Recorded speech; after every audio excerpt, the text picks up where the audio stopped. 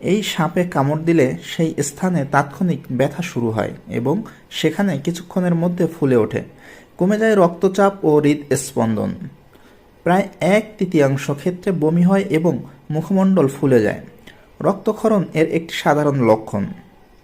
বিষের প্রভাবে লোহিত রক্তকণিকা ধ্বংস হয় এবং বিভিন্ন অঙ্গ যেমন ফুসফুস, কিডনি ক্ষতিগ্রস্ত হয়। যথাযথ চিকিৎসা না নিলে 20 থেকে 30% ক্ষেত্রে কিডনি অকার্যকর হয়ে যায়। দ্রুত অ্যান্টিভেনম প্রয়োগ করতে পারলে বিষক্রিয়া সম্পর্কিত নানা শারীরিক জটিলতার হার বহুলাংশে কমানো যায়। সাপে কামড় দিলে আমরা সাধারণত ওঝার কাছে গিয়ে সময় নষ্ট করি। রাসেল ভাইপারে কামড় দিলে ওঝার কাছে গিয়ে কোনোভাবেই সময় নষ্ট করা যাবে না। খুব দ্রুত অ্যান্টিভেনম নিতে হবে। দেশের প্রায় সকল জেলার সরকারি হাসপাতালে অ্যান্টিভেনম রয়েছে।